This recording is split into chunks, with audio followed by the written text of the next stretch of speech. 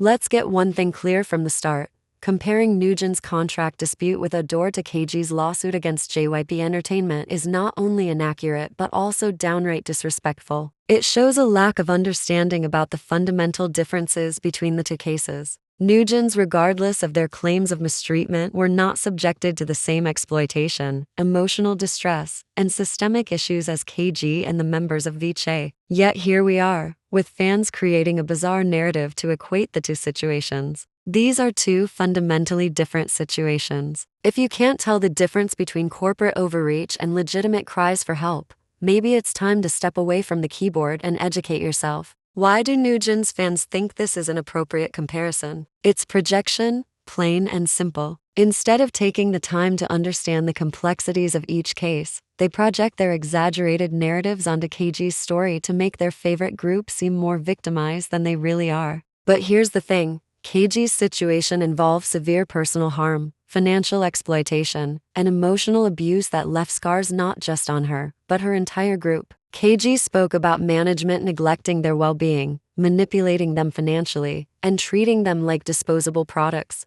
On the other hand, what has NEWJEANS really faced? They've alleged a loss of trust and broken promises, sure, but let's not pretend they've been robbed of agency or dignity. Their claims don't point to systemic abuse, they point to a business relationship gone sour. Fans who blur this line are doing a disservice not just to KG, but to every idol who has suffered in silence. If you're going to stand for justice, at least do it without cheapening the real struggles of people like KG by making nonsensical comparisons. Let's address the toxic, brain-dead segment of fans who have decided KG is lazy for not enduring her mistreatment or who attack her for daring to speak out. Excuse me, what kind of warped, morally bankrupt logic are you operating on? Are you really suggesting that a person should suffer in silence for the sake of your entertainment? That she should have endured the abuse like a real professional? Let me guess, you'd be the same people calling her weak if she broke down entirely, right? KG spoke out against an industry giant with the courage and grace most of you will never possess in your lifetime. She brought to light not just her own suffering,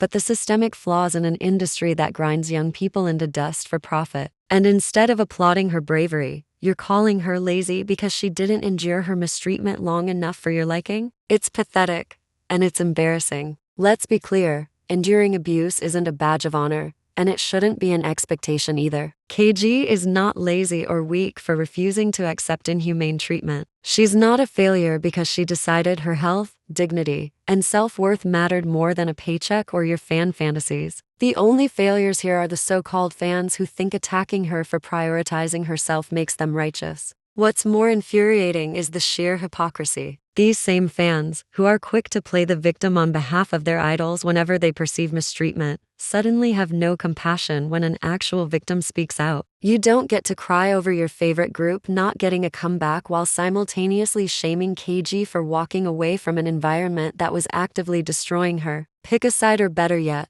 sit down and shut the fuck up, useless idiots. NEWJEANS' legal situation with Adore isn't the tragic story of idol mistreatment some fans are making it out to be. The group alleges that their trust in Adore was damaged and that they've fulfilled their end of the financial deal, leading them to believe their exclusive contract is void. Fine, but where exactly does mistreatment come into play? Did Adore physically harm them? Deny them basic rights? Exploit them to the brink of exhaustion? No, at best. This is a contractual disagreement about who owes what and how much longer they're required to work together. And it's worlds apart from actual abuse or mistreatment. The narrative that this is equivalent to someone being denied food, safety, or autonomy like KG insults real survivors of exploitation. Fans need to stop treating legal disputes like they're life-threatening injustices. This comparison also highlights just how little fans know about how the entertainment industry functions. Do these fans understand the difference between contractual disputes and outright exploitation? Probably not. They're conflating a legal disagreement over contract terms with KG's allegations of inhumane treatment, as if these are remotely comparable.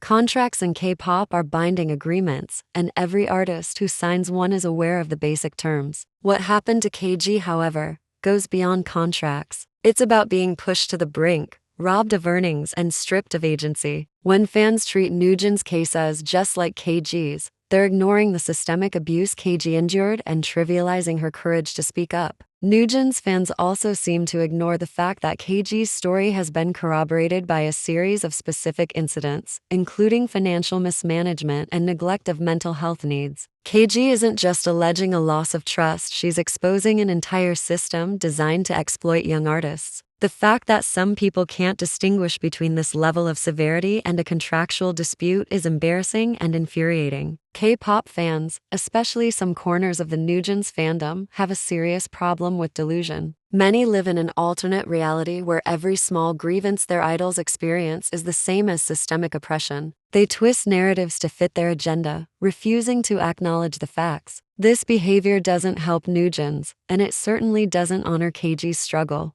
NewJeans' situation is being hyped up by fans who don't seem to understand the weight of what KG and her fellow members went through. These are the same people who think their parasocial relationships entitle them to rewrite history and shift focus away from real issues. Instead of standing in solidarity with idols who have suffered real harm, these fans prioritize their idols' reputations over the truth. It's selfish, shallow, and honestly infuriating. NewJeans' situation is a contractual dispute, unfortunate, but not the same as systemic abuse. KG's story, on the other hand, is a harrowing account of mistreatment and exploitation that demands real attention. Fans who can't see the difference between the two need to step back, educate themselves, and stop trivializing serious issues for the sake of fandom wars. At the end of the day, this isn't about choosing sides between two idol groups, it's about recognizing the reality of exploitation and standing up for what's right. Fans who can't tell the difference are doing nothing but adding noise to an already complex issue, and frankly, they should be ashamed of themselves.